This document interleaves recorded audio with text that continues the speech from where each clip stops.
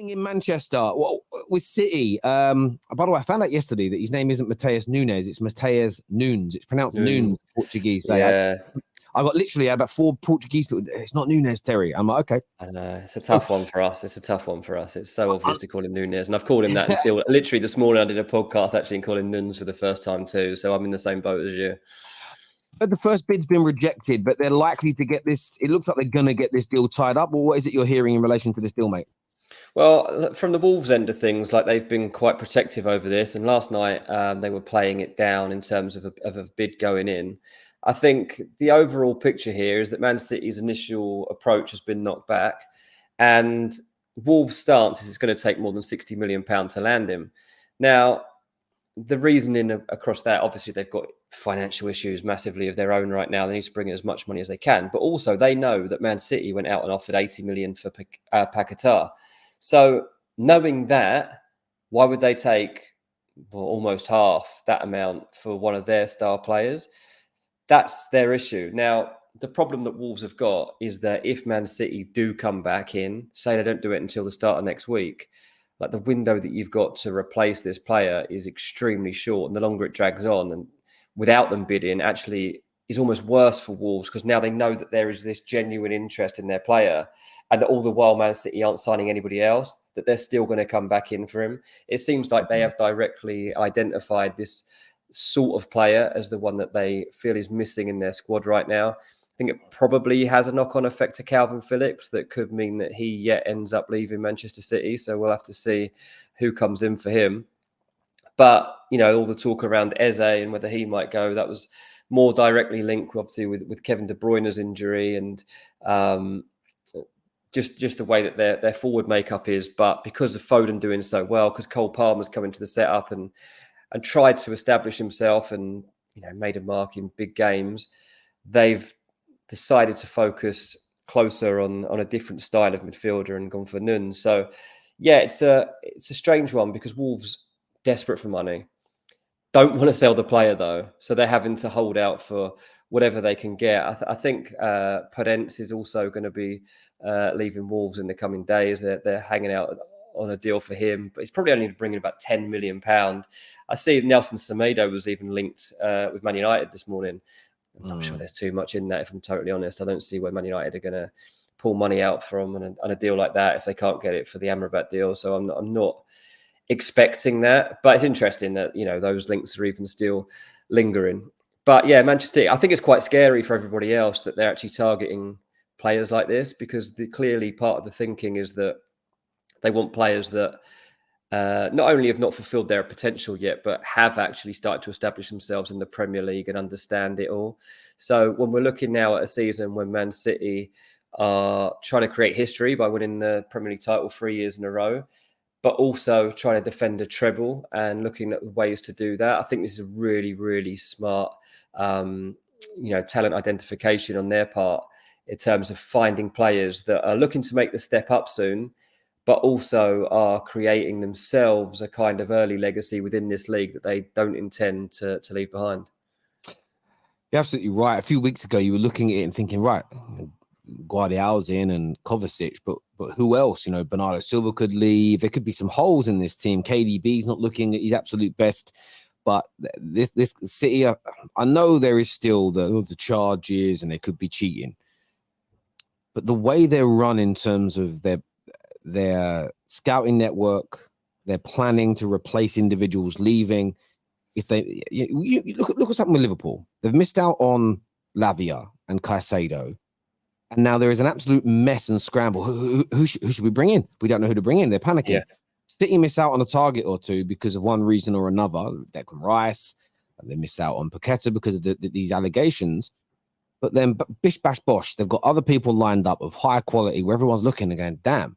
Now look at there's talk of Eze as well, and again, Eze is one of these players that I actually was older. Someone told me yesterday. I didn't Google this to check, but someone told me that he's 25 years old.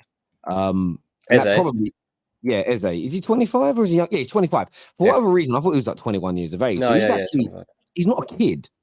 This is the time where he needs that step up. And I think there's so much talent in this kid, and there's no better place in England for him to go to be developed than Manchester City training with higher quality people every single day, the best manager and the best coach in the world right now, the best guy since Sir Alex Ferguson, one of the greatest of all time. What a fantastic move for him.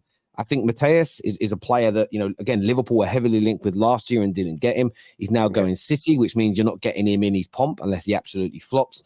So they're not only signing quality, they're taking targets away from other football clubs who could drastically, like these guys they're signing, could have improved everybody in the Premier League this summer. But the team that's gone out, and maybe by the end of this window, you could probably argue, barring, Chelsea have done brilliantly with their midfield updates. Arsenal have had a good window, I think. But by the end of this window, it could again be the treble winners who are going for a four-peat, who outperform everybody in the transfer window, which sometimes isn't always the case when a team achieves greatness. Sometimes there's a reaction from rivals. Well, we've got to go one better than them in the market to try and catch them up. And it's almost like they're going to leave everybody else further behind if these deals come off and work. And as a Man United fan, I don't hate on City. I just envy how well they are run. There is no point hating on them. If they're found out to be cheating, we'll cross that bridge when we get to it. But you look at the way they operate, and the thing is, they don't have exponentially more money because of FFP than Liverpool, Arsenal, Man United, Chelsea. They don't. In fact, most of our clubs are spending in and around the same as them in transfer windows now. Wage bills are very similar. It's a nonsense they have more money than we do. They just operate better than us. It's as simple and as straightforward as that. And I think this is where clubs have got to stop hating on them, and they've got to look at, hang on, why aren't my club adopting some of these practices? Why are we not behaving in the same way? And if they end up with Eze and Mateus Nunes, coupled with obviously Doku, who's coming, who's brilliant, Kovacic and Guardiola, what a fantastic summer for the treble winners that is. It's ridiculous, really. I mean, the gulf as well when it comes to Manchester City is that actually their targets do seem to leak before they're landed. So if you think, say Guardiola, for example, like we knew about Guardiola months ago that Man City were interested in him, and it kept going on and on and on. I think some people started to think, oh, there's nothing going to happen here. But then Man City just decide, right, it's time to do the deal. Let's get it done. And it's all tied up quickly and efficiently. And then even the other day, the Eze and Nunes stuff starts to come out. And within a couple of days, Man City are like, right, let's look to wrap this up then. The offer's in. Man United have talked about Frankie de Jong for about 2 years. They're probably further away than ever from landing Frankie de Jong. Like I genuinely don't see a day when Frankie de Jong's ever pulling on a Man United shirt as it stands. Whereas a year ago, you might have thought there was at least a small possibility of that happening.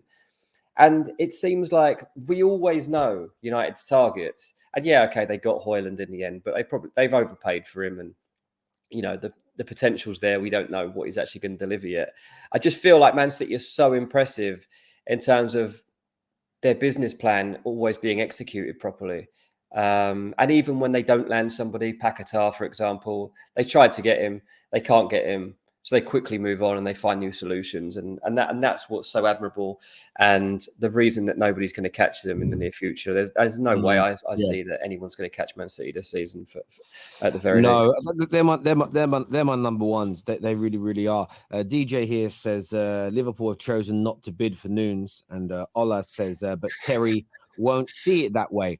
No, well, it's funny, isn't it? Yeah, that's funny how Liverpool always decide they're not going to do things that don't go their way. Yeah, listen, as I said before, maybe Liverpool haven't. Maybe let's just say you're right for a minute. Liverpool have decided not to bid for him. That's a mistake, in my opinion.